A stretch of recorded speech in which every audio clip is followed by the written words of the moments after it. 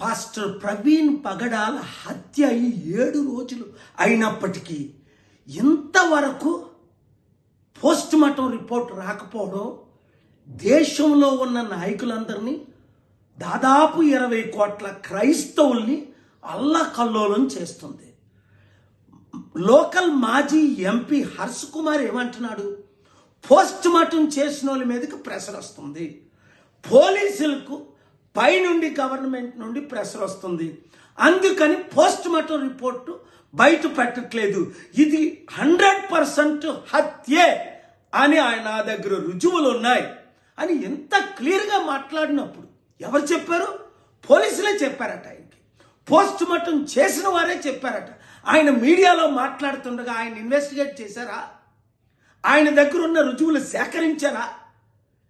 అక్కడ SP Rajahmundry DIG join అయి పోస్టులు పెడుతున్నారు, మేము వాచ్ చేస్తున్నాం, తగిన చర్యలు తీసుకో.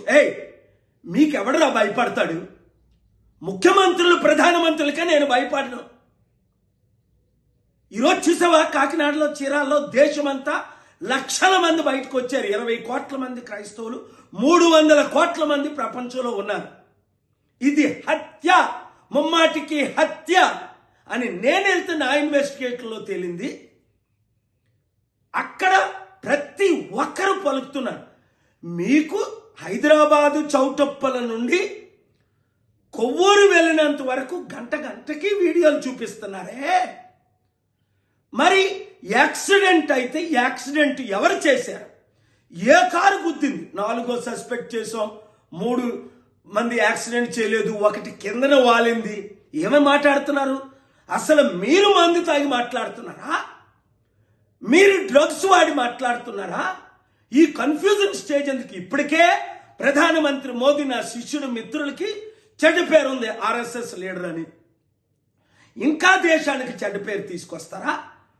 అందుకనే నేను ఎంత దూరమైనా వెళ్ళడానికి సిద్ధమనే ఇది జరిగిన వెంటనే వీడియోలు రిలీజ్ చేశాను. సామ, దాన, భేద 3 రకాల వీడియోలు. మీరు స్పందించట్లేదు. అందుకనే ఆ స్పాట్కి వచ్చాను, హత్య జరిగిన స్పాట్కి, ఫ్యూనరల్కి వచ్చాను. పోస్ట్ మార్టం డాక్టర్తో మాట్లాడుకుంటూ నన్ను మీరు ఆపుకున్నారు. విడిచిపెట్టేది లేదు. అన్యాయం ఎవరికి జరిగిన, ఒక క్రైస్తవ పాస్టర్ ఖురాను బర్న్ చేసినప్పుడు ఖండించాను.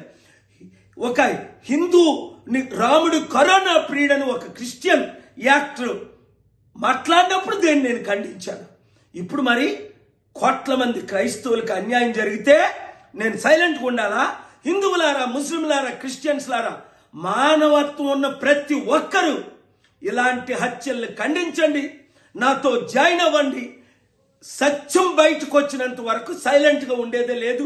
ఈ వీడియో చంద్రబాబు నాయుడు గారికి చేరినంత వరకు పవన్ కళ్యాణ్ నోరిప్పి మాట్లాడట్లేదే, దీన్ని ఖండించాలి కదా ఆయన. కనుక share this video with everybody.